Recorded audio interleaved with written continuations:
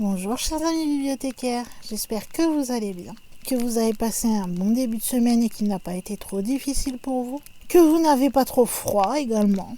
Et aujourd'hui, je vais vous parler d'une légende qui est assez courte, il faut dire ce qui est, mais je la trouvais assez sympa pour vous en parler.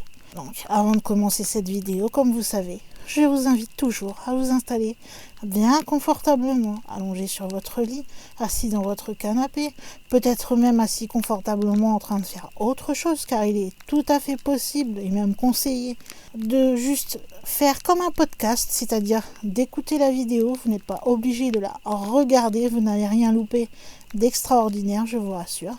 Et puis peut-être que vous pourrez en avoir l'envie de vous accompagner d'une petite boisson, je pense, une petite boisson chaude, surtout avec ces temps un peu frisqués, et peut-être quelques petites choses à grignoter, même si elle est courte. Je sais que certains aiment bien manger des petits bonbons, ou je sais pas moi, des petits pop-corn. Faites-vous plaisir. Si vous êtes prêts, je vais tout de suite vous parler de cette légende. Alors, pour parler de cette légende, on va rester en France. Et je vous amène dans la Sarthe. Alors un petit coucou à tous ceux qui habitent dans la Sarthe, si jamais il y en a qui passent par là. Où apparemment il y aurait pas mal d'histoires assez effrayantes qui seraient racontées par les historiens en Sarthe. Ces récits sont arrivés jusqu'à nous et justement la légende qui nous concerne est un de ces fameux récits. Mais vous savez toujours, quand l'on parle d'une légende, que la frontière entre légende et réalité est quelquefois très mince, puisque qui dit légende ne veut pas forcément dire que ce n'est pas vrai. Généralement, on aime dire que chaque légende est basée sur des faits réels. La légende qui nous intéresse aujourd'hui, elle parle d'un chêne qui a été surnommé le chêne au diable. Celui-ci se trouve dans un petit bois, près de Vilaine-sous-Malicorne, dans la Sarthe. On n'a toujours pas bougé, je vous rassure. C'est un chêne un peu spécial. Si vous le cherchez, il est au bout d'un chemin qui est gardé par des châtaigniers. C'est un arbre qui a plus de 300 ans, et vous vous doutez donc, vu son âge, qu'il a été témoin de beaucoup de choses, et notamment de pas mal de procès à l'issue malheureusement mortelle. En effet, à l'époque, on surnommait ce chêne le chêne du diable, le chêne au diable, pardonnez-moi, mais il était aussi surnommé le chêne au pendu. Est-ce que vous avez toujours envie de vendre votre âme au diable en allant voir ce chêne, en connaissant ça maintenant ?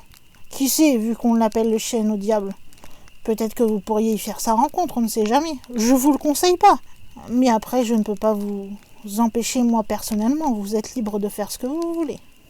On retrouve l'histoire de ce chêne, notamment dans un livre qui s'appelle L'insolite en Pays Vallée du Loir. Et c'est l'historien local André Soudet qui va parler de celui-ci, en nous rappelant qu'on l'appelle donc chêne au diable, chêne au pendu, mais également chêne des justices. Et vous allez comprendre pourquoi très vite. Et là je le cite, « Au XVe siècle, les seigneurs de Bonnefontaine étaient chefs de la garde seigneuriale de la Flèche, et à ce titre, ils possédaient droit de justice sur toute la région. » Donc, pour faire simple, les seigneurs de Bonnefontaine, donc là dont on parle précisément, c'était eux qui avaient... on peut clairement dire le droit de vie ou de mort sur toute personne vivant dans sa région. Niveau justice, on a connu mieux, on est d'accord. En 1410, c'est un certain seigneur du nom de Adam de Cresse qui va appliquer cette loi. Et comment vous dire, il n'était pas réputé pour être un garçon bien gentil. C'était plutôt le contraire. Il n'était pas vraiment réputé comme étant quelqu'un de tendre. Et quelque part, c'était mieux de s'en faire un très très bon ami à cette époque. Car oui, en ces temps-là, lorsque vous faisiez un délit, qui était la plupart du temps des petits délits, la peine, elle était pas aussi petite que le crime, parce que pour un tout petit délit, c'était radical, peine capitale. À ce moment-là, vous passiez un petit séjour dans les prisons du château, que vous pouvez toujours voir à l'heure actuelle, puisque vous pouvez encore voir des parties du château, et même deviner les ouvertures dans les murs d'enceinte nord, où l'on enfermait le prisonnier. Ensuite, on emmenait le condamné, complètement nu, avec juste une chemise, la corde autour du cou, et il était ainsi escorté par des gens armés vers son lieu de supplice. Là, on le faisait pénétrer dans ce que l'on appelle le bois des justices, où l'homme sur le chemin pouvait ainsi une dernière fois contempler la contrée d'Anjou dans laquelle il vivait. Puis, une demi-lieue plus loin, le chemin qu'ils empruntaient tournait à angle droit, et ils descendaient ainsi comme ça vers les lieux de l'exécution, qui était un chêne dont une grosse branche surplombait le chemin. Puis, le condamné voyait une dernière fois l'étang des sources de l'Argance, car à ce moment-là, il savait que, malheureusement pour lui, son cadavre pendait au bout d'une corde. Il y a pas mal de personnes âgées qui affirment qu'ils ont vu des crochets de fer qui étaient dans les branches du chêne. La dernière étape de notre trépassé, car oui, on n'allait pas le laisser tranquille comme ça, non. Et surtout pas lui donner une sépulture décente, certainement pas. Il avait commis un délit, donc il ne le méritait pas. Eh bien, sachez qu'on laissait celui-là pendre comme cela pendant un quartier de lune. Comme ça faisait une petite prévention quelque part, puisque le chemin sur lequel était le chêne était un chemin où pas mal de gens passaient. Et donc, quand ils voyaient les cadavres, ils savaient qu'il ne fallait pas s'amuser à ne serait-ce qu'à penser à un petit délit, parce que sinon, ils finiraient comme la personne qui était sur le chêne actuellement.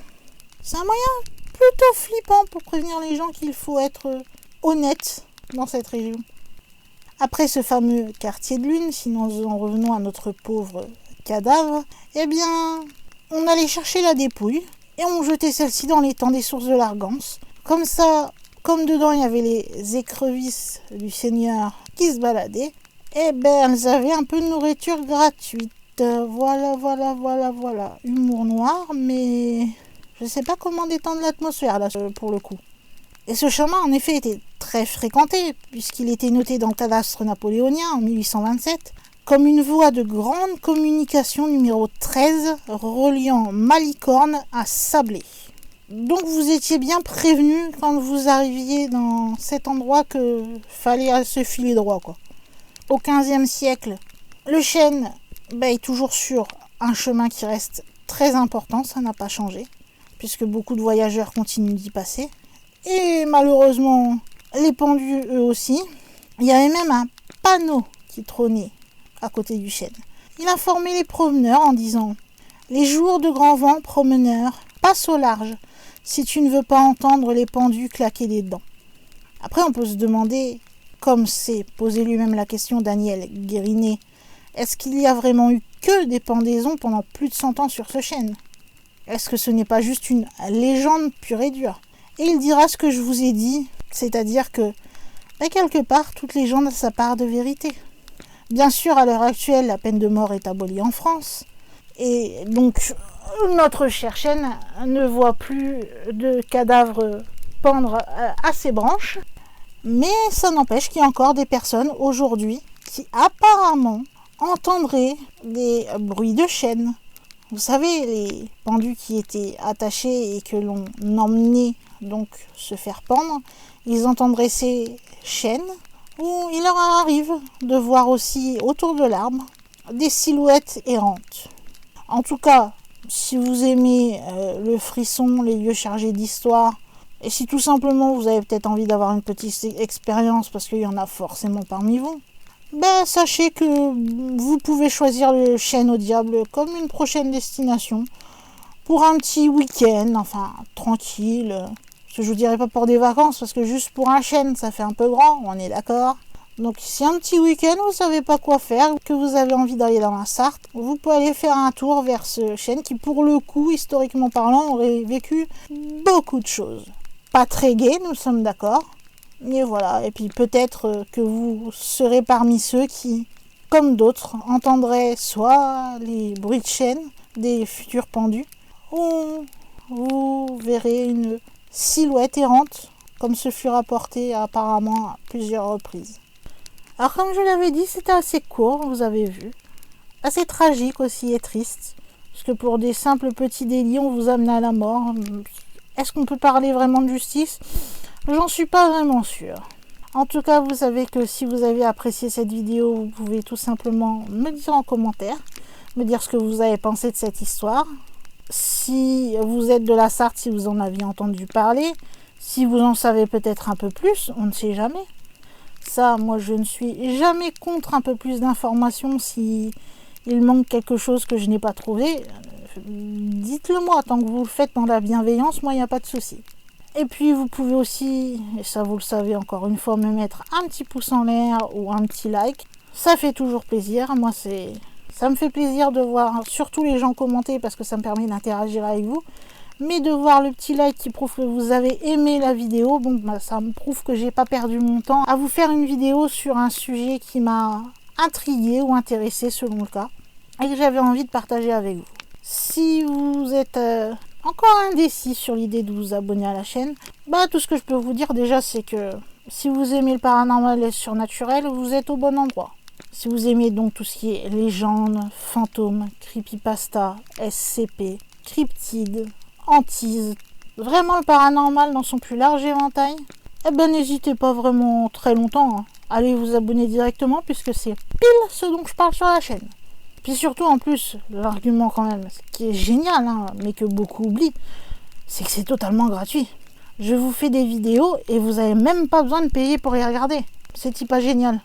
Et puis si vous êtes abonné, vous avez pu voir apparaître une petite cloche. Et bien celle-ci vous permet de choisir comment vous voulez recevoir vos notifications. C'est-à-dire si quelque part vous êtes abonné mais vous ne voulez pas en savoir plus que ça et vous voulez venir quand vous en avez envie et donc ne recevoir aucune notification. Mais moi personnellement, vous vous doutez que je vous recommande de cocher la case recevoir toutes les notifications, comme ça dès qu'un contenu est publié sur ma chaîne, YouTube vous enverra une notification, vous aurez plus qu'à cliquer dessus et vous aurez un lien direct sur la vidéo. C'est ce qu'il y a de mieux. Et pour terminer, vous savez que vous pouvez partager cette vidéo partout où il est possible de le faire, que ce soit par voie orale avec famille, amis, collègues, etc.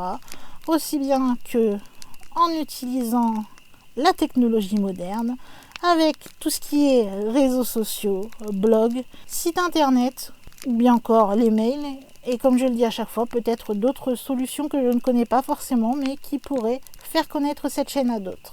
Eh bien, je crois, chers amis bibliothécaires, qu'il va être temps, en tant que gardienne de la bibliothèque, de fermer les portes de celle-ci, de vous dire à jeudi pour une prochaine vidéo. Bye!